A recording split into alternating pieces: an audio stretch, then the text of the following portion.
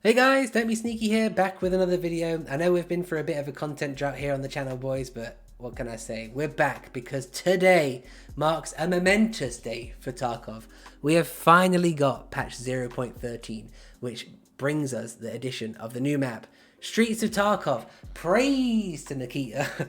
But as we know, every time they bring out a new patch, it brings new additions, new changes, new fixes, and just a bit of a reshuffle to how the game works to keep it fresh. So what we're going to do today is we're just going to break down the patch notes and have a look at the new additions, discuss some of the changes and how it might affect the game. So without further ado, let's just get straight into it. Patch 0.13. So BSG start off by talking a bit about Streets of Tarkov and the lore, where it kind of sits within the Tarkov universe. So if you're a fan of the lore, there's a bit here for you which will kind of flesh out the map, give it a little bit of story. But the first thing that BSG touch on is the changes to the repair kits. So as most of you will know, in the last patch we got the addition of weapon and body armor repair kits and the corresponding weapon maintenance skill, which basically the more you repaired your weapons, the higher your skill would be and the more durability you would get on your repairs. And it also would obviously allow you would give you the benefit of not having to go to the traders to repair your weapons. But now BSG have kind of fleshed this out a bit with an addition of two new skills. We've got light armor and heavy armor. Both of these basically affect the penalty to mobility, the wear of body armor when you're repairing it, the damage you'll take from weapons and melee and stuff. So this is a big deal. So this is obviously now going to reward people for their playstyle. So if you're a fan of heavy armor, such as like the Thor, the Gen 3s, the big chunky body armor that weighs a ton, you're now going to get rewarded for your playstyle for using this kind of armor. So the more you repair it, the more you use it, you're going to get additional skills. The same with the light armor. This is like, I don't think that anybody that goes through the game without touching any kind of light armor at all, because when you start off fresh wipe, you're going to be using packer armor. Tier 3, tier 4 armor is going to be your go-to for a lot of the wipe in the beginning.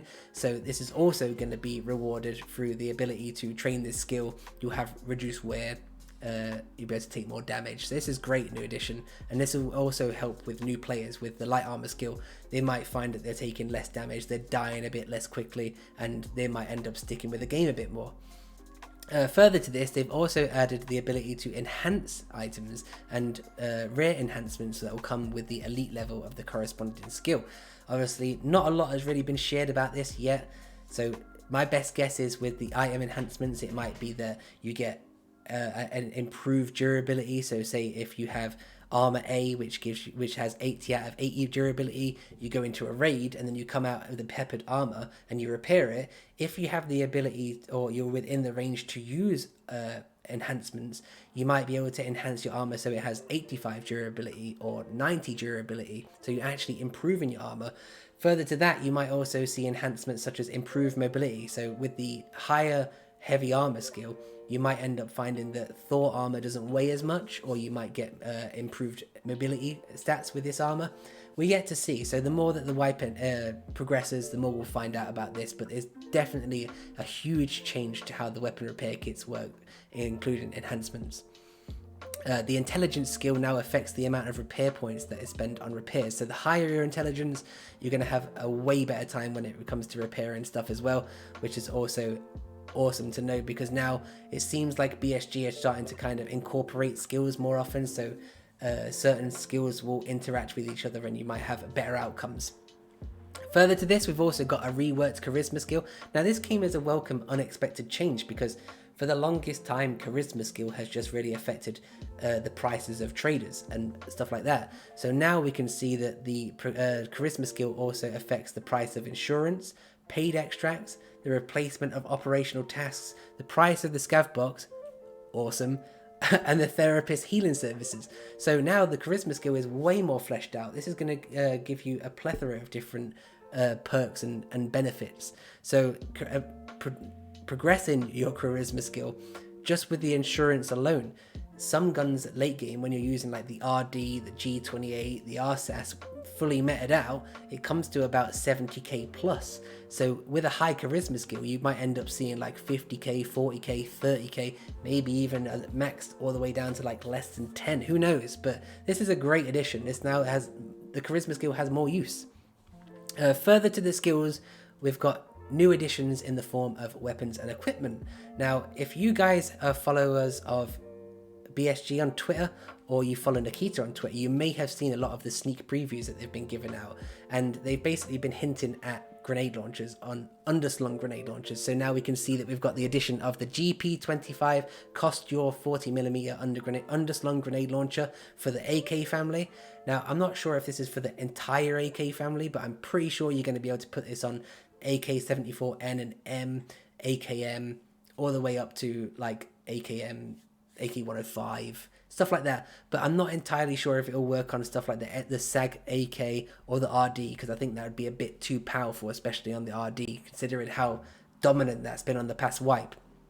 Further to this, we've got the M203 40mm underbarrel grenade launcher, which goes on the AR-15 family, so you expect things like the M4 to see this, maybe the SCAR, G360, any weapons that are pretty much using the 5.56 platform of ammunition will have a compatible grenade launcher. Further to this, we've got the SR2M Varesk 9x21 submachine gun, and as we can see here, it touches a bit on the SR2MP, or the shrimp pistol, that's been in the game for a while. I think this is the next iteration of that. Excuse me. It comes with an upgrade kit, so I think this is obviously an improvement of that pistol kind of moving forward. Additionally to this, we've also got the Steyr AUG A1 and A3, which is two very unique and striking weapons that I personally am looking forward to using. But from the looks of it, out of the box, the AUG comes with a really kind of like sketchy scope. But I have seen that you are able to switch out the stock scope with a Picatinny rail to allow you to use holographics and assault scopes. Not 100% sure about the sniper scopes, but definitely assault scopes and holographics. Further to this, we've got the Glock 19X. Not really sure how I feel about this, because I think the Glock at the minute kind of has a good place with the Glock 17 and the Glock 18C. I'm not really sure how I feel about the Glock 18 because that gun is a bit iffy. It is fully automatic, and you can put big Glock drum mags in them and a stock, but it does kick like a mule. So maybe this one might be the improved version, Glock 19X. So it's the next one in the family. So who knows? We'll have to give it a go.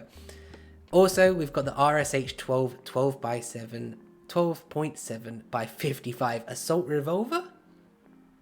It's kind of just snuck out of nowhere. They kind of just slid that one in there real nice. Didn't really hint at it. So something we can use further on, because obviously we know that we've had the Python pistol added, the revolver pistol, which has been a bit underwhelming really. We haven't really seen any good ammo for it. The hollow point obviously can't penetrate armor, so the revolver's just kind of just slid under and not really been used. So maybe this one will fix it, and maybe this will revive the revolver hype.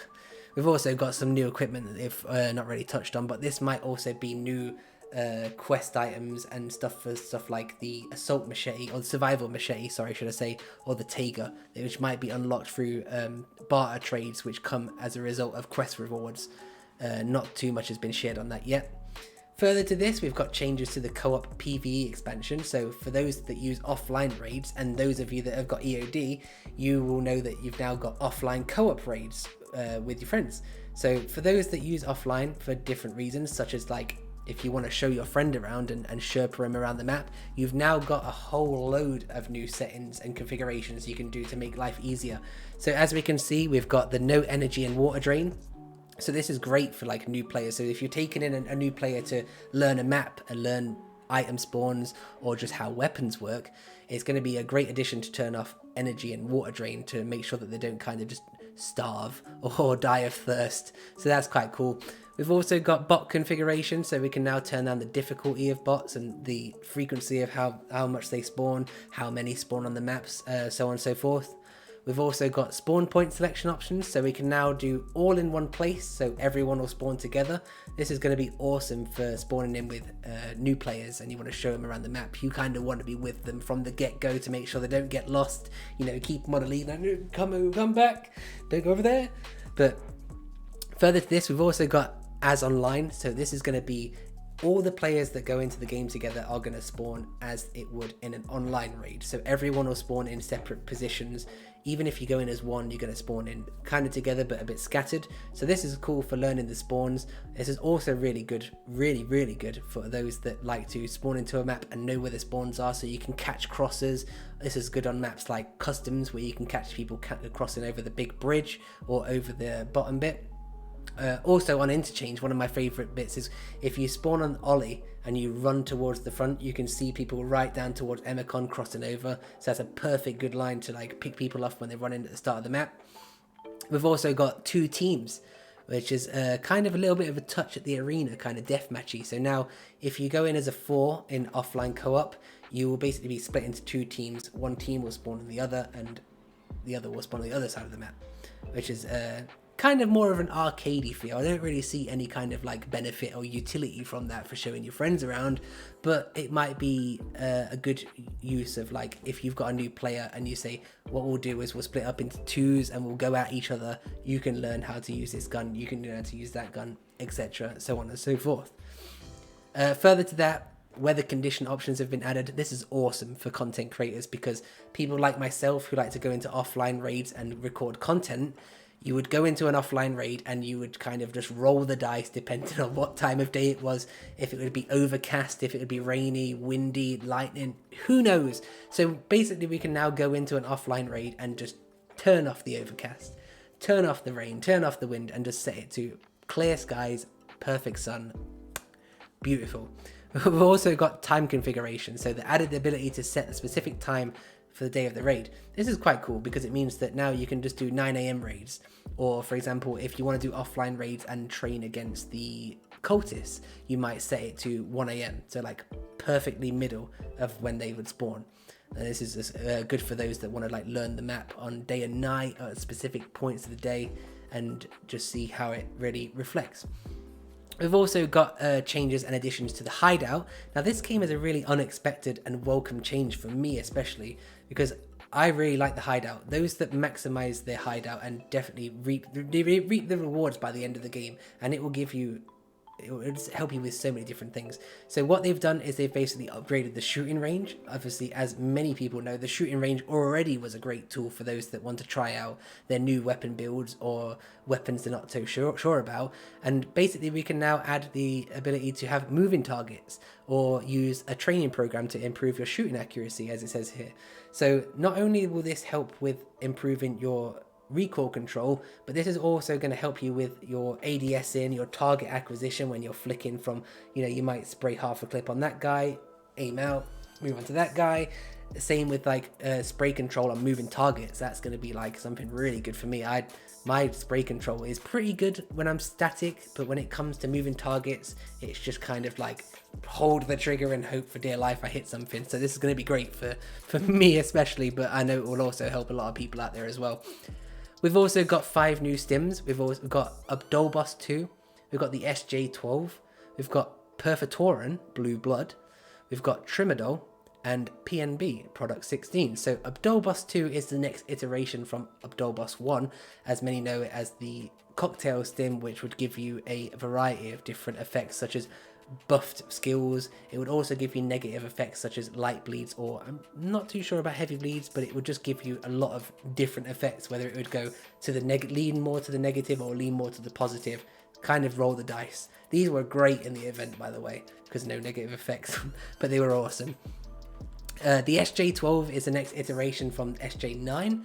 For those that don't know, the SJ9 basically was, it reduced your body temperature so that you were almost invisible to thermal scopes, which is a great addition to night maps or people that basically did night runs or anything along those lines. Anyone that was using a thermal scope, they're having a hard time to find you when you use an SJ9, but they're almost extinct mid-wipe because they're so expensive and so scarce. So hopefully with the SJ12, the SJ9 might become more available. But basically with the SJ12, it's SJ9 plus. You're basically going to have lower body temperature, but it also changes in the work of the adrenal glands. So to me, that says that you're going to get improved endurability, or a buff to your endurability, and increases perception. And then it also says that after the end of the action, yeah, you return to normal body heat, but you'll go higher, so you might end up being a bit more fatigued, a bit more hungry, etc., etc. Let's go back up. There we go. Perfotorin, or blue blood. Not really sharing many details about this one, but from what I'm reading, it kind of just sounds something to do with metabolism and regenerative tissues. So from just kind of guessing, from my point of view, I would say that this is going to buff your metabolism and kind of be halfway between a Zagustin and a Propital. So, or it could be a mishmash of the both. It might improve your metabolism so that your hunger and thirst go up over time and give you a little bit of health. Not a lot have really been shared about this. We're really just getting kind of a sneak kind of glimpse of what it could be. Moving on to Trimadol. This one is more of a combat stim. So as it says here, in addition to the analgesic effect, it increases combat characteristics. So you might end up finding that your vitality goes up, your strength goes up, you'll be able to take more shots, you might not get so many bleeds, you might not get so many breaks. So this reminds me of something a bit more like a Meldonian Plus. So we need to discover a bit more about this as the wipe progresses, but that's definitely what it's sounding like to me. And it's also kind of hinting at the fact that the more of these big stims that they add, or the more enhanced stims that they add, they might start moving some of the high tier stims that we've got now in labs, such as like the ETG, the Mule, the Meldonin, that might be moved down to other maps such as like Woods, Customs, Interchange, all their maps, and then we might start seeing these new stims on labs and Streets of Tarkov more. Finally, we've got the PNB, or Product 16, another combat stimulant, where it says here that it's used for accelerating tissue regeneration. So it kind of sounds to me, again, it's a combat stim, it's ringing the same bells as Meldonin, but it's also probably got kind of a same kind of similar effect as the ETG or the Propital, where it gives you life over time or health over time. Yeah, still need to discover a bit more about the stims, but they're definitely exciting, because the more stims they add, the more variety you've got, the more that your gameplay changes and your playstyle can change depending on how well you can recover from a situation. So further from this, we've got new voice lines. So three new voice lines and 2 changes, because Killer and Tagilla have been in the game for a while now, and I'm pretty sure Killer's had his own voice lines, not 100% about Tagilla, but either way, we've got new voice lines for both them bosses, as well as Night, Bird Eye, and Big Pipe, or the Goon Squad as most commonly known. Now with the Goon Squad, this is a really good change, because as many of you may know, the Goons have basically had stock USEC voices. So when you would go into maps like Customs, where you know that there's no USEC voices on it at all, like no USEC raiders or scavs, as soon as you would hear scav spotted or any voice lines by USEC, you knew for a fact that the goons were there. So it was a dead giveaway. So now that they've added separate voice lines for these, it might be a bit harder to distinguish them. Obviously they are still going to be speaking English, but each individual one will have their own distinguishable voice line. So it means that if you can hear someone saying scav spotted outside the building that you're in, you might be able to identify it as Night, or you will definitely be able to distinguish it between Night, Bird Eye, and Big Pipe. So this is a great addition.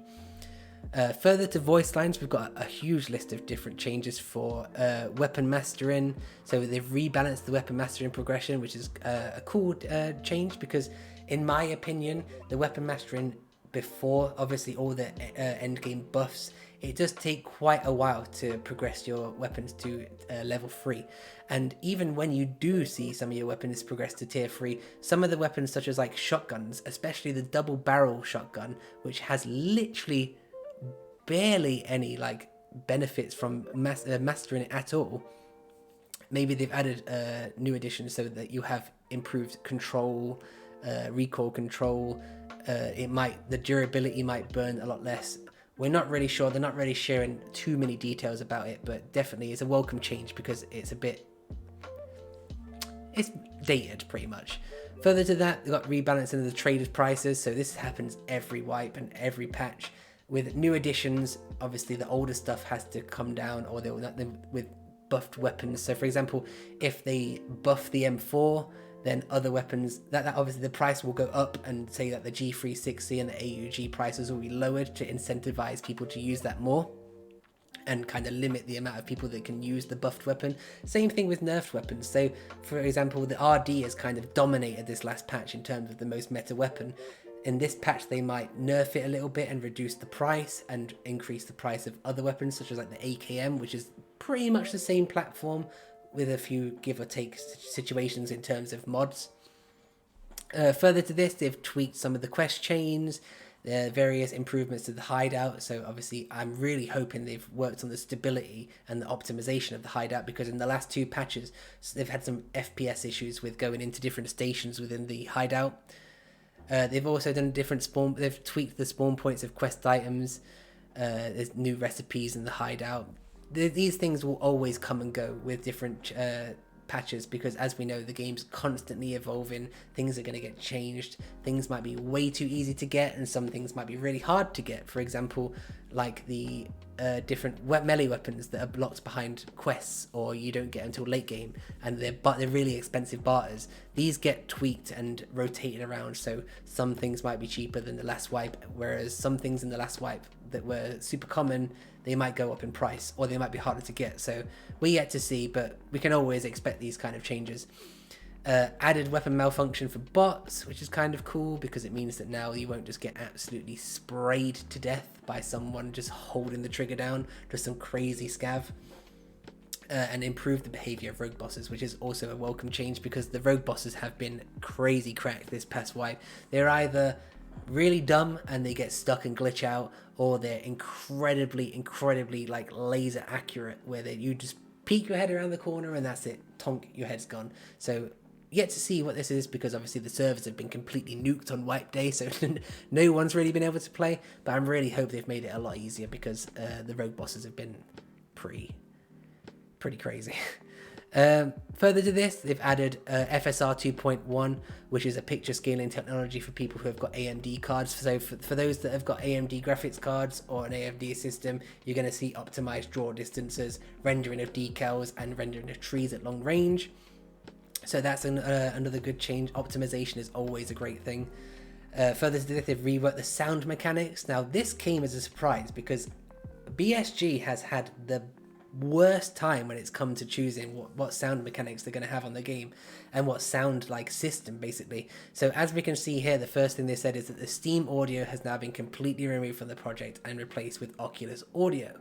Now I don't really know too much about Oculus audio, but obviously Steam audio is quite popular and it's in a lot of AAA and popular titles, and as some of the people that have been playing quite a long time will know that, as I've just said, BSG has had a really tough time implementing Steam audio, and they've kind of gone forward with it and then reverted it, gone back to how it has been, to the point where the last wipe we've just had has been pretty much legacy audio, where if on maps such as customs, when you're in 3-story dorms, if you're on the top floor, you are not hearing footsteps below you. Whereas if you're on the bottom floor, you can hear people upstairs as if they're like jumping up and down, and you've got like a paper floor. You can hear them so clear. So I'm really hoping that with this new audio system, stuff like that is going to be fixed. And I've already seen some footage coming out from streamers and such, where scavs are shouting outside, and it's a lot more distinguishable that they're outside. The sound of them screaming is distant and muffled to the point where you know that it's outside of the building that you're in. So this is going to be great to explore and find out more about, and just kind of see where they're taking it. But I'm excited, because the state of the audio in the game has just kind of been in limbo for a long time. So more to come on this, I'm pretty sure. Further to the changes in sound, they've got a whole list of fixes. So as we can see, they've fixed memory leaks, soft lock issues, different errors, some places where bots would fall through the map. A ton of different changes. This comes always, they're always going to be looking for different blemishes and little things on the map that break the game pretty much. So with the help of the community and everyone sharing things that they find, BSG are going to keep whittling out these issues and bugs, and basically iron it out to the point where it's going to be a crispy clean, smooth game. So that kind of concludes the list of patches. I think BSG have also kind of snuck in some pseudo changes. They always seem to do this. They add different things and don't really give anyone a heads up, and it comes as a welcome surprise. Who knows? There could be some new guns, there could be some new things. I've also seen Nikita was sharing a few different screenshots and sneak peeks of different items, such as like food items and crafting items. So expect some of these kind of new additions in this patch, and obviously they'll probably most likely be found on Streets of Tarkov as we explore. So that concludes the patch notes. Overall, I would say this is a very, very, very welcome patch for a lot of players, especially those older players that have been playing for a long time. I sympathize with you guys. I know that we've been through a bit of a content drought. We've had Lighthouse in the last year and it's been extended, and Lighthouse is one of my favorite maps. I love Lighthouse. The Rogue USEC camp, it's awesome. It's a good change, but obviously moving forward into the new map, I think people are going to be really excited to explore something new. Again, I just want to say Nikita has pointed out that Streets of Tarkov is going to be the first iteration, and I'm pretty sure that it's 17 players at the minute, so that's already the biggest map on the game, but it will evolve over time, and Nikita has said it will work similar to Customs and Woods, whereas back in the day Woods only had the front side and then it got expanded into the back where the USEC camp is, and again with Customs as well, that was quite limited, and then it got extended into the Crack House and Fortress. So this is definitely going to be the same kind of strategy and plan for Streets of Tarkov as it gets extended and fleshed out into the great big map that it's going to be. Overall, yeah, I'm excited. I can't wait to get stuck in. As soon as these servers come back online, I'm going to be getting stuck right in and definitely exploring Streets of Tarkov. So if you guys want to share your opinions or your thoughts on the Streets of Tarkov, please feel free to contact me. You can leave your comment down below. You can catch me on Twitter at Don'tBeSneakyTV, and you can also find me on Twitch at Don'tBeSneakyTV as well. So that concludes this video. Thank you guys for sticking with me. I know it's been a bit of a while since the last video came out, but this new patch is definitely motivating me to get new content out. So with that, thank you for watching, and I'll catch you next time.